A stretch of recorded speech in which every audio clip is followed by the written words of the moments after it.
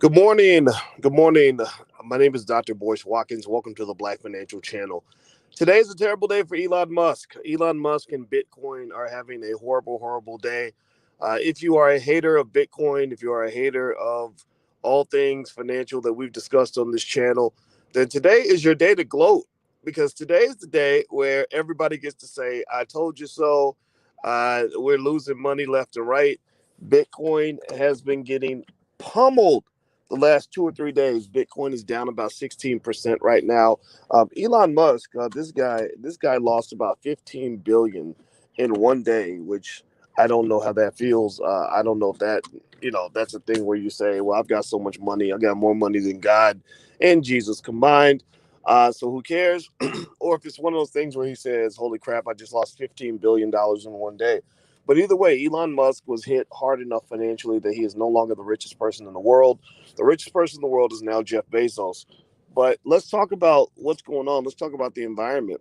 Uh, Bitcoin is part of this story. Bitcoin, as we talked about yesterday, I covered this on the Black Financial Channel yesterday, and I was explaining to you guys that Bitcoin was had a good shot at hitting 60,000 over the weekend. I really felt that Bitcoin was going to possibly eclipse the $60,000 mark. Clearly, I was wrong. And I told you guys, even when I made the prediction, I said I couldn't be wrong. I could be wrong. We are always wrong. Everybody's wrong every now and then. Even Michael Jordan misses a lot of shots. And but what I did not expect was I did not expect Bitcoin to be body slammed and broadsided by a couple of really arbitrary events that had no impact on the fundamental value of the currency. They only had an impact on the perception of leading people in the industry. So a couple of things that happened with Bitcoin, in case you're wondering why you woke up today kind of pissed off because you lost some money. If you're a Bitcoin investor, you did not win the last couple of days.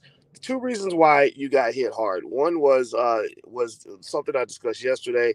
Janet Yellen, the Treasury Secretary, made a remark, a set of remarks actually, where she was deliberately and what appeared to be strategically sabotaging the value of Bitcoin and the public trust in Bitcoin by basically saying that Bitcoin is a terrible, terrible investment because Bitcoin is dangerous. Bitcoin is illiquid. Bitcoin is volatile. Bitcoin consumes all the energy.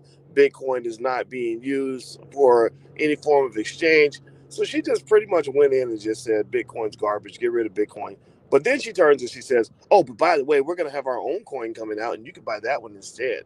Right? Which sounded to me like she was engaged in a little bit of slick competition, a little bit of passive aggressive behavior where, because you know how the government is. Everything they do to us, there will be nothing negative that the government ever does to you that isn't done for your own protection. There will never be anything that the government does to take control of your life that isn't done to keep you safe. So, for the sake of trying to keep you safe, Janet Yellen went out of her way to sabotage the value of Bitcoin. I discussed that yesterday. What I did not talk about yesterday was Elon Musk and his ratchetry. Elon Musk made a little tweet about Bitcoin and said something like, the price seems kind of high. And, I'll tell you, if anybody's old enough, you remember back when they used to have these E.F. Hutton commercials. And they said when E.F. Hutton talks, people listen. Anybody remember that? Give me a yes or no if you remember E.F. Hutton. When E.F. Hutton talks, people listen. Well, Elon Musk is E.F. Hutton. When Elon talks, people listen. When Elon tweets, people listen. Even if he tweets one word, one hashtag, one sentence. So Elon Musk makes that little tweet, then I mean, if the people that are leading the charge suddenly question what you're fighting for, then that's going to cause some concern. That's going to cause some people to profit take and run away and move on. The squeamish types, not me. I'm a hodler. I'm in it. I'm in it with both feet. I'm ready. I'm ready to die on the battlefield, baby.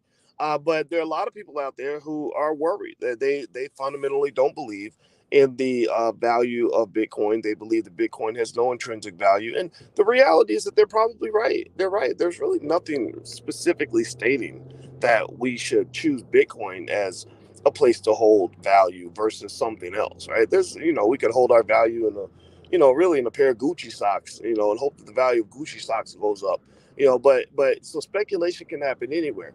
But I'm a believer in Bitcoin, and I told you guys when I started investing in Bitcoin that I am a person that that doesn't run away easily. So I'm not running away easily. If you want to know how I'm responding to all of this, I lost money too. I didn't lose $15 billion like Elon Musk did, but I did lose. I lost a couple pennies. I'm not a tiny investor, so I invest quite heavily, and so I did get hit. But I keep Bitcoin and crypto as a deliberately small part of my portfolio because of things like this. Because this is not for the faint of heart. If you ain't about this life, then you probably need to go invest your money in, in Apple and blue chip stocks and the S&P 500 and index funds with Vanguard, and stay away from crypto, because the crypto space is the economic jungle. That is the space where there are dangers that are hidden in the forest that you've never seen before.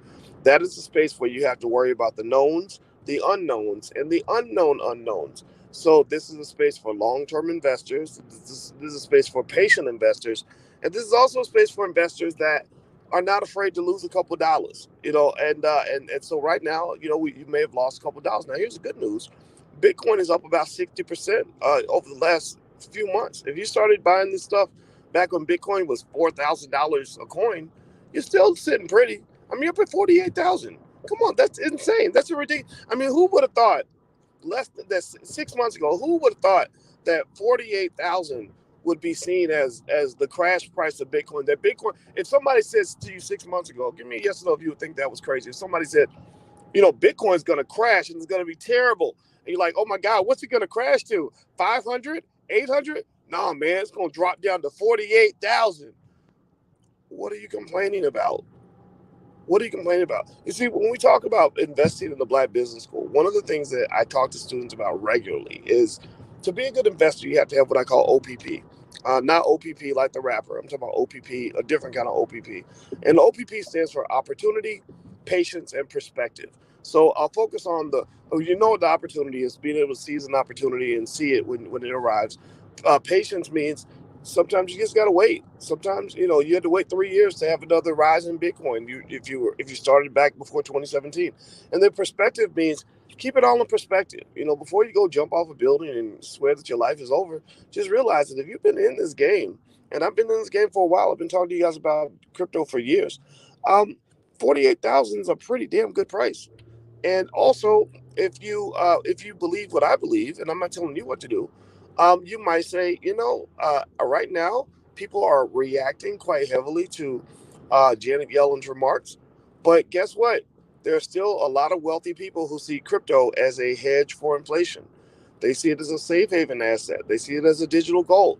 Well, inflation's coming, baby. Whether you want to act like it's coming or not, inflation is on the way. Inflation is coming from a few factors. One, your government has been printing money like it's going out of style. They decided that they wanted everybody to stay home and be on welfare for a year and depend on the government to get a check for a year. And so they've been writing big, fat stimulus checks, beefing up the debt, killing the value of their fiat currency. So they're going to have to shift over to something else. You're going to have to find your value somewhere else. Number two, the economy's starting to overheat. A lot of jobs are still being created now. People are starting to move on. No, people aren't scared anymore. They're like, man, I gotta go work. So companies are hiring, consumers are spending. So money's gonna be out here. There's money out in these streets, whether you want to know it or not. I mean, everybody isn't in the hole financially. And then third, when the vaccine comes out, that will give the ultimate trust factor to economic activity. That is when people won't wake up in the morning wondering, am I gonna die today? They're not going out thinking, oh my God, if I if I go to the grocery store, my life is going to come to an end. People are going to start living again. They're going to start going to concerts. They're going to start going to amusement parks. I'm taking my kids to Disney next week. And Disney, by the way, which is a great stock, by the way, for long-term investors. So the world's going to come back to normal. So that's what it is. That's what's going down. I'm going to check back in with you guys a little bit later. Hit the thumbs up button, share button, subscribe button. Also, if you still want to take advantage of that 48-hour discount on my economic survival plan that I put together, I did a special lecture on the 7 rules of economic self-defense, and I'm going to do a live event on that as well. So you can actually get access to the mini class as well as the live event at a 48% discount by going to economicsurvivalplan.com. So feel free to go take a look. And I'm out of here, guys. Have a good day. It was real. I love you. I'll see you soon. Take care. Peace.